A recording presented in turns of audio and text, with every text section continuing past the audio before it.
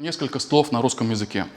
Уважаемые братья, сегодня хутба про получение полезных знаний, которые приблизят вас ко Всевышнему Аллаху. И как сказал Аллах Субханаху ва Тааля в своей книге, разве сравнятся те, которые знают, обладают знаниями, и те, которые не знают, не обладают знаниями. И что удивительно, сегодня изучать религию Аллаха, сегодня изучать основы, азы ислама, основы поклонения, это не популярно, это не интересно. Это мало кому, мало кто в этом заинтересован.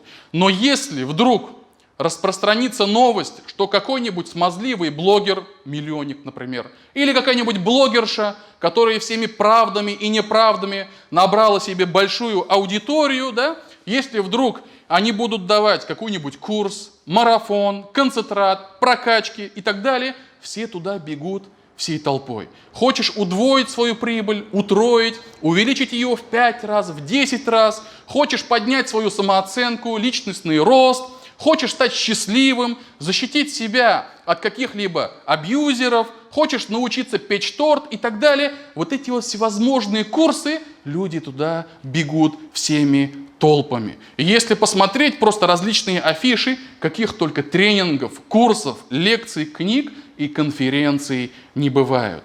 И, конечно же, если так посмотреть, а кто не хочет увеличения прибыли? А кто не хочет жить счастливо, а не с каким-нибудь там абьюзером, да? Кто не хочет вместо сухарей кушать вкусный, хороший такой сорт, там, торт, да? Хоть даже, допустим, какой-нибудь там ППшный торт, да? Это все, конечно же, нам нужно в этой жизни.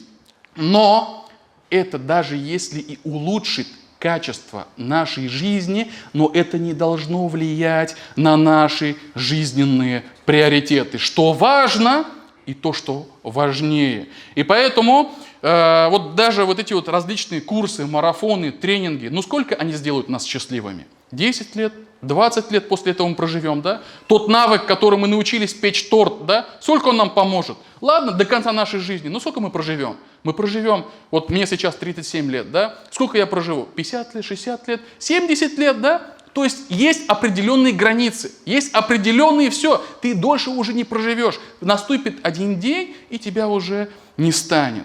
Однако, вот то, что мы хотим стать счастливыми в этот ограниченный период, он не должен закрывать наше стремление стать счастливыми целую вечность.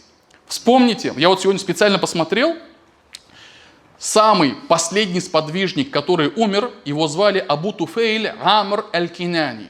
Он умер в 102 году по хиджре. Сейчас 1444, если не ошибаюсь, да? То есть примерно прошло 1300 лет. То есть сподвижник последний умер 1300 лет назад, о которых Аллах нам в Коране говорит: «Ради Аллаху анхум ва раду ан».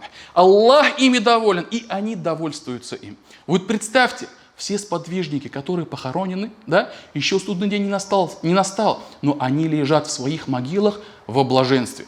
1400 лет, 1300 лет, 1400 лет, да, с ними все хорошо, все прекрасно. Разве мы можем ставить вот именно на одни весы 10 лет счастья, 20 лет счастья и 1400, и там еще, когда там наступит судный день, да, вот это вот время. Разве это сравнится? Имам Абу Ханифа умер в 150 году по хиджре.